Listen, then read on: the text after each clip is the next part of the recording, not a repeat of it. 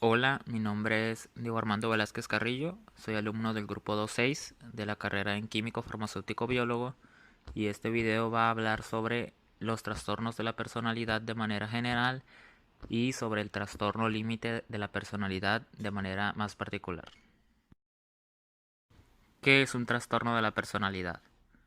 Un trastorno de la personalidad es un patrón permanente e inflexible de experiencia interna y de comportamiento que se aparta acusadamente de las expectativas de la cultura del sujeto.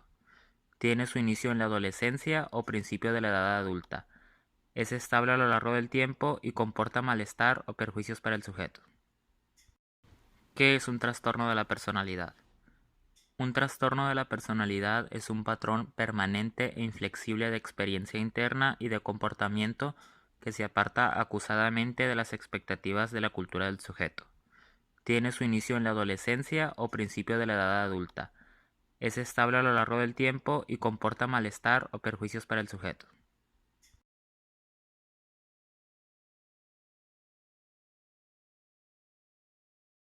Para comprender lo que son los trastornos de la personalidad, es necesario conocer la diferencia que existe entre una personalidad anormal y un trastorno de la personalidad.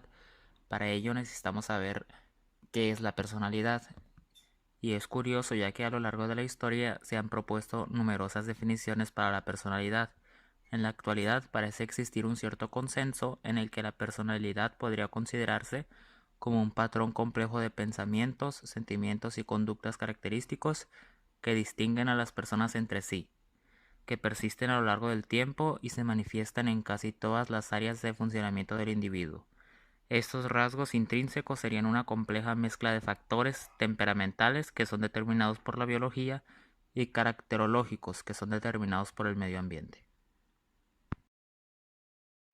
Hasta el día de hoy se conocen 10 tipos distintos de trastornos de la personalidad. A continuación daremos una breve reseña de cada uno de ellos. El trastorno paranoide de la personalidad es un patrón de desconfianza y suspicacia que hace que se interpreten maliciosamente las intenciones de los demás. El trastorno esquizoide de la personalidad es un patrón de desconexión de las relaciones sociales y de restricción de la expresión emocional. El trastorno esquizotípico de la personalidad es un patrón de malestar intenso en las relaciones personales, distorsiones cognitivas o perceptivas y excentricidades del comportamiento. El trastorno antisocial de la personalidad es un patrón de desprecio y violación de los derechos de los demás. El trastorno límite de la personalidad es un patrón de inestabilidad en las relaciones interpersonales, la autoimagen y los afectos, y de una notable impulsividad. El trastorno histriónico de la personalidad es un patrón de emotividad excesiva y demanda de atención. El trastorno narcisista de la personalidad es un patrón de grandiosidad, necesidad de admiración y falta de empatía. El trastorno de la personalidad por evitación es un patrón de inhibición social, sentimientos de incompetencia e hipersensibilidad a la evaluación negativa.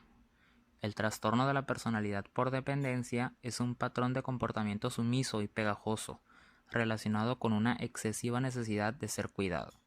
El trastorno obsesivo-compulsivo de la personalidad es un patrón de preocupación por el orden, el perfeccionismo y el control. Este trabajo va a enfocarse en el trastorno límite de la personalidad, también abreviado como TLP. Características clínicas del TLP. Los pacientes con TLP presentan un patrón de comportamiento con una marcada inestabilidad en sus emociones, con relaciones interpersonales complejas, con una mala autoimagen y con una impulsividad en sus relaciones emocionales y manifestaciones conductuales. El paciente con TLP tiene una profunda sensación de vacío y de confusión misma a lo largo del tiempo. Además, la visión que tienen de los demás son como sujetos distantes que no responden adecuadamente a sus demandas, que pueden ser amenazantes y que responden de forma arbitraria. Los sujetos con TLP presentan un patrón de relaciones interpersonales inestables e intensas, caracterizado por la alternancia entre extremos de idealización y devaluación. Al principio de una relación pueden sentirse mágicamente implicados, llegando incluso a idealizar a la otra persona. En cambio, pasan rápidamente a devaluarla al sentirse decepcionados, en su gran mayoría por motivos que para otras personas pasarían inadvertidos. Como consecuencia de esta necesidad de sentirse vinculados tan estrechamente a nivel emocional, las personas con TLP presentan un especial miedo al abandono, hasta el punto de convertirse en una necesidad vital. Aun cuando mantienen relaciones muy seguras, el temor al posible abandono llega a imponerse a la realidad, alcanzando niveles casi delirantes, como si la propia coherencia o la identidad del paciente pudiera llegar a disolverse si la relación terminase. Esto ocasiona que realicen esfuerzos frenéticos para evitar el abandono real o imaginado, pudiendo incluir actos impulsivos como los comportamientos de automutilación o suicidas. También la variabilidad en la forma de percibirse que experimenta el paciente con TLP conlleva cambios de humor y pensamientos contradictorios acerca de uno mismo y de los demás, acompañados de sentimientos de vacío. Los pilares centrales del temperamento y las acciones de los sujetos con TLP son entonces la imprevisibilidad y la impulsividad. En este sentido, pueden llegar a aferrarse a lo más cercano o a lo que tengan a la brevedad, oscilando entre el abuso de sustancias, atracones, prácticas sexuales no seguras, encuentros íntimos esporádicos o conducción temeraria. A lo largo de la historia se han nombrado numerosos síndromes y trastornos que parcialmente cubren la definición del TLP. Desde los primeros escritos de la literatura psicopatológica con autores tales como Homero, Hipócrates y Areteo, se han descrito pacientes en los que coexistía la ira impulsiva, la manía y la melancolía.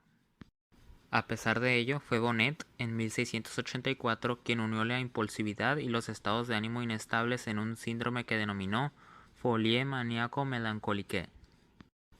Más adelante, en 1854, Faldret y Baillarger en conjunto acuñaron los términos folie circulaire y folie à double forme, respectivamente, para representar el carácter variable y contrastado del síndrome, como resultado de más de 30 años de estudios con pacientes con depresión e ideas suicidas.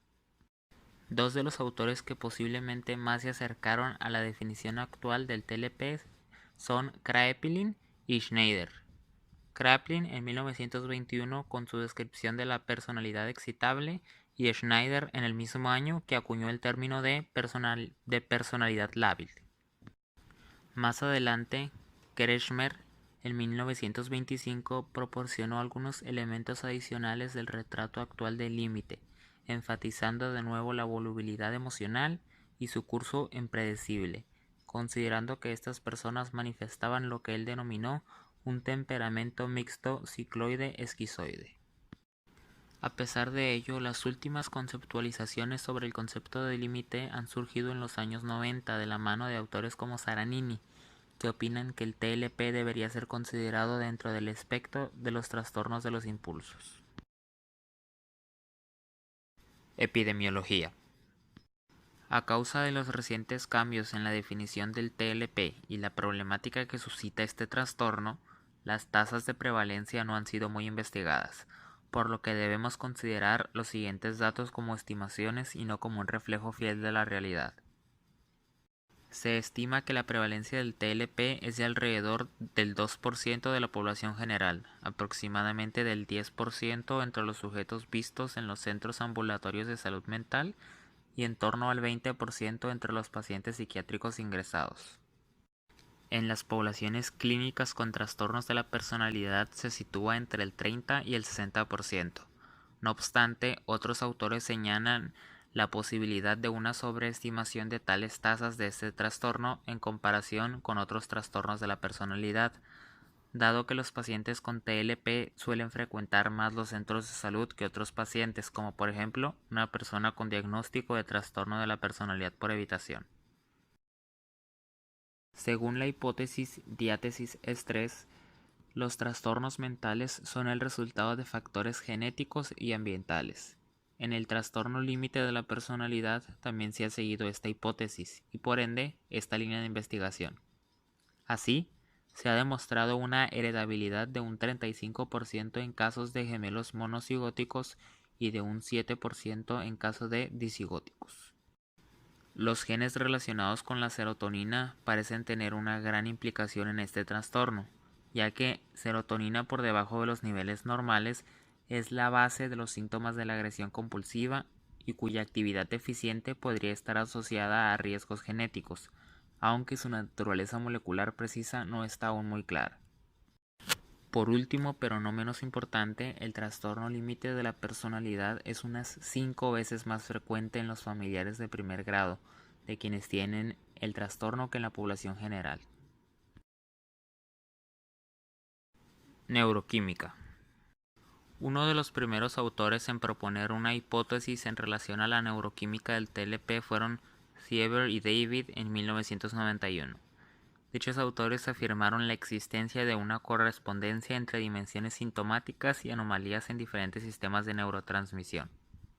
Así pues, la alteración en la regulación de la serotonina se correlaciona con la impulsividad, mientras que una alteración en la regulación de la colina y de la noradrenalina se relacionan con una falta de regulación del afecto. También, Del Oso y Coles afirmaron en 2010 que una alteración en la regulación de la dopamina se relaciona con alteraciones perceptuales y estados psicóticos, además de falta de regulación emocional e impulsividad. Además, se ha propuesto que una falla en la regulación de la dopamina hiperactiva es una causa potencial de la hiperactividad amigdalina, la cual induce falta de regulación emocional y reacciones negativas a situaciones sociales. Se sabe que la serotonina actúa a nivel del hipotálamo e hipófisis, regulando la secreción de hormonas como la prolactina. Esta hormona es segregada por la hipófisis que, junto con el sistema serotoninérgico, está implicada en la conducta suicida e impulsividad. Tratamientos del TLP. Tratamiento farmacológico. Los fármacos más utilizados en personas con TLP son antidepresivos, que son utilizados para reducir la disforia asociada al rechazo personal. Se muestran útiles para síntomas como la irritabilidad, la hostilidad y las autoagresiones que manifiestan las personas con TLP. Ansiolíticos, que son prescritos para reducir las crisis de ansiedad, los episodios de hostilidad y las alteraciones del sueño. Estabilizantes del estado de ánimo y anticonvulsivos, que son útiles para regular los cambios de humor, normalizando los estados de impulsividad y agresión. Y por último, antipsicóticos a bajas dosis, empleados para tratar las cogniciones alteradas, incluyendo la ideación paranoide, ilusiones, episodios de desrealización o síntomas del tipo alucinatorio. Es importante aclarar que hasta la fecha no existe ningún fármaco que pueda considerarse de primera elección para todos los síntomas, sino que, en función de los síntomas predominantes, habrá que decidir el tratamiento farmacológico que mejor pueda ayudar al paciente. Tratamiento psicoterapéutico. Terapia dialéctica conductual. La terapia dialéctica conductual fue desarrollada por Linehan en 1987 y es el tratamiento mejor estudiado y sobre el que se tienen más datos de eficacia clínica en el tratamiento del TLP. Se trata de una terapia específicamente desarrollada para este trastorno y encaminada a trabajar aspectos especialmente problemáticos como los comportamientos suicidas y autolíticos o la inestabilidad afectiva. Es importante destacar que el tratamiento fue probado en un grupo homogéneo de mujeres muy disfuncionales y con conductas suicidas crónicas, y por lo tanto dichos resultados no deben generalizarse para pacientes con TLP menos disfuncionales o para hombres. Psicoterapia de apoyo. La psicoterapia de apoyo se desarrolló a partir de 1940 y su eficacia ha sido determinada en estudios de seguimiento. Se trata de una terapia cara a cara entre el paciente y el terapeuta, focalizada en la facilitación de las relaciones interpersonales del paciente para un mejor funcionamiento adaptativo. El tratamiento se plantea a largo plazo, durante varios años e incluso durante tiempo indefinido en algunos casos. Terapia cognitiva de Beck y Freeman. Esta terapia fue desarrollada de 1990 a 1995 y algunos autores la proponen como la intervención de elección. Las primeras estrategias terapéuticas van dirigidas a que el paciente pueda identificar y corregir los pensamientos distorsionados, las asunciones y los procesos cognitivos disfuncionales y desadaptativos. De este modo, los objetivos principales de la terapia cognitiva consistirán en la disminución de los pensamientos dicotómicos, la expresión de los sentimientos negativos de manera moderada, el control de los impulsos de carácter autodestructivo y la construcción de un sentido de identidad definido. A pesar de ser una modalidad terapéutica ampliamente acogida y difundida por los profesionales de la salud, no existen estudios empíricos publicados hasta el momento que validen los efectos clínicos conseguidos en estos pacientes.